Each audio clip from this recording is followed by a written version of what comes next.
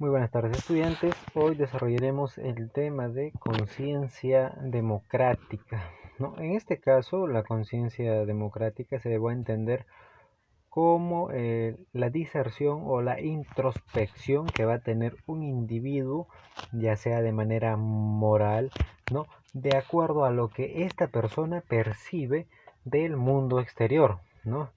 En este caso, entendiendo por mundo exterior, bueno, pues nuestra sociedad, ya sea nuestra localidad, nuestro país, ¿no? Una conciencia de la realidad que está sucediendo, ¿no? Conciencia en este caso es conocimiento, aunque del conocimiento se derive una adhesión a un rechazo emocional. La conciencia democrática supone la interiorización de los principales problemas, ¿no? De los principales conceptos democráticos y del conocimiento, en este caso, de la realidad social, ¿no? La conciencia democrática va a combinar tres importantes elementos. Uno de ellos es la libertad personal, otro de ellos es la identidad cultural y por último la razón. La libertad personal en este caso eh, es, es uno de los valores más importantes que posee cada individuo, ¿no? Porque hace entender de que no existe un bien material o inmaterial superior a la libertad. Nosotros tenemos esta libertad de pensamiento, libertad de decisión y que nos va a permitir sobre todo actuar de manera de acuerdo a nuestra moral, pues, ¿no? En la sociedad. La aspiración a la libertad individual es indesligable de la conciencia democrática. La memoria en este caso es el fundamento de una identidad cultural, ¿no? Con lo que nosotros nos sentimos identificados, ¿no? Con aquellas manifestaciones culturales, nuestras costumbres, nuestras tradiciones, ¿no? Y la razón en este caso obviamente es el uso de nuestra conciencia de manera crítica, de manera juiciosa. El pensamiento racional no puede ignorar las graves cuestiones que suceden alrededor, ¿no? Que se plantean como por ejemplo el capitalismo, la industrialización y la comunicación de masas. Eh, de esta forma entonces la conciencia democrática tiende a ser pues no liberadora, tiende a ser lo solidaria, tolerante. Liberadora en todo caso cuando nos enfrentamos a un autoritarismo de cualquier institución del Estado, ¿no? O de alguna fuerza armada, ¿no? Ya sean los policías, etcétera, etcétera, ¿no? Tolerante frente también a la diversidad, a la gran variedad de diversidad, en este caso de culturas, de etnias, de tradiciones, de costumbres que existen en nuestro país, ¿no? No solo en este caso de las culturas, sino también en el aspecto político, ¿no? Ser tolerantes con las preferencias políticas de algunos, con las preferencias religiosas de algunos, ¿no? Algunos pueden ser protestantes, otros son católicos, otros quizá profesan algún otro tipo de religión, ¿no? Entonces, esta acción democrática va a definir cómo nosotros, como el sujeto, en este caso el individuo, ¿no? Va a tolerar de manera solidaria y de manera respetuosa las diferencias que existen en este caso en la sociedad. Los comportamientos también colectivos que se originan también se aprenden, ¿no? Estos son determinados por ciertos grupos sociales que están conformados por personas que pueden tener la misma edad, que pueden tener los mismos pensamientos ideológicos, los mismos pensamientos políticos, religiosos o culturales, ¿no? Pueden ser también estas agrupaciones de la misma profesión, ¿no? Y que todo el grupo va a adoptar cierta postura, ¿no? Que los va a distinguir un grupo del otro, ¿no? Por ejemplo, ¿no? Sin irnos tan lejos, cuando hablamos de una acción democrática, también estamos ya cerca de unas elecciones presidenciales en las cuales se están observando dos posturas importantes, ¿no? Una postura ideológica capitalista y una postura ideológica comunista, ¿no? Si se puede llamar de esa forma, en la cual las personas tienen esta libertad de poder elegir a quien más le parezca conveniente, ¿no? Puede ser un candidato de una agrupación A o puede ser un candidato de una agrupación B, ¿no? En este caso, cuando nosotros realizamos esta elección, ya estamos generando una acción democrática, ¿no? Ahora, también se habla de una tradición autoritaria y de una convivencia democrática que existe en nuestro país.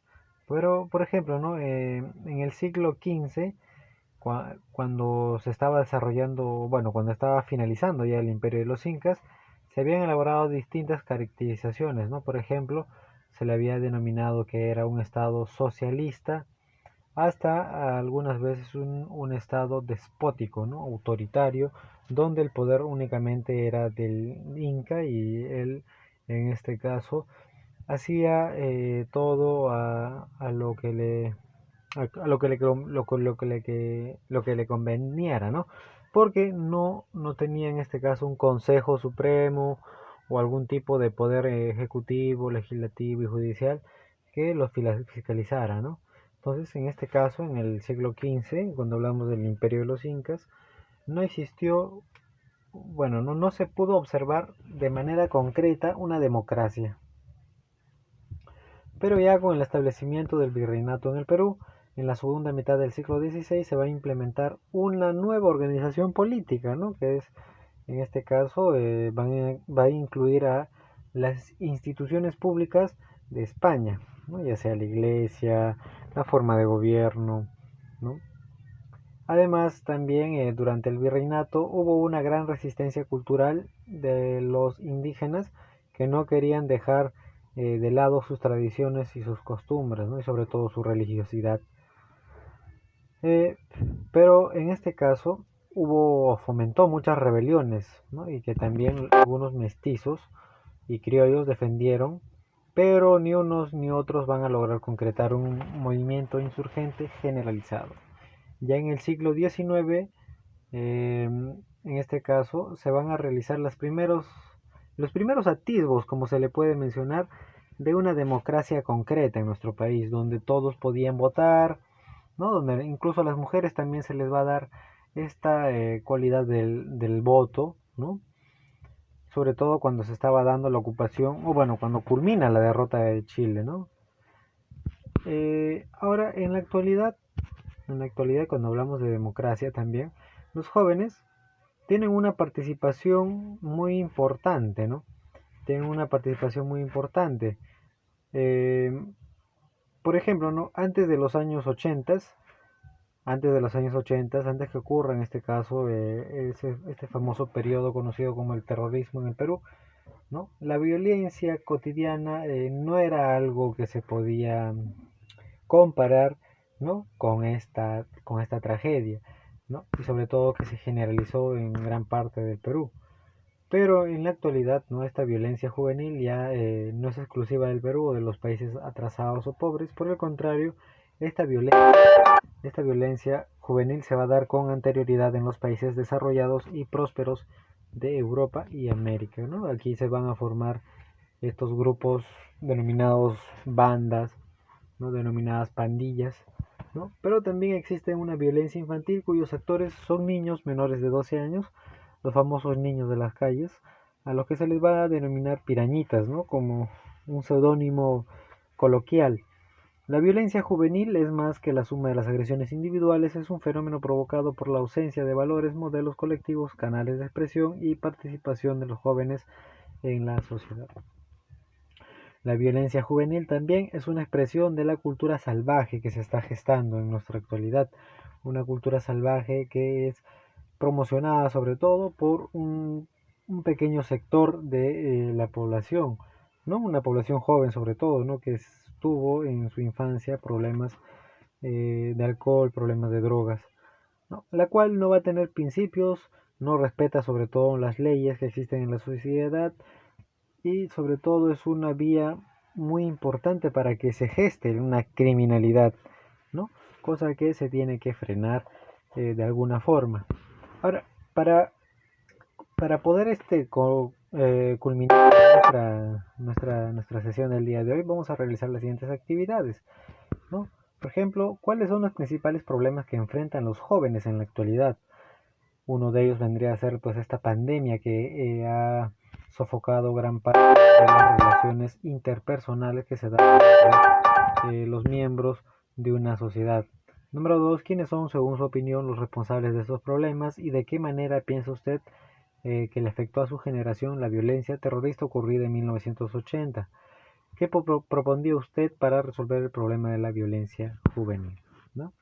Entonces, de acuerdo a esto, van a ustedes completar la página número 32, las actividades, y va a enviar la evidencia.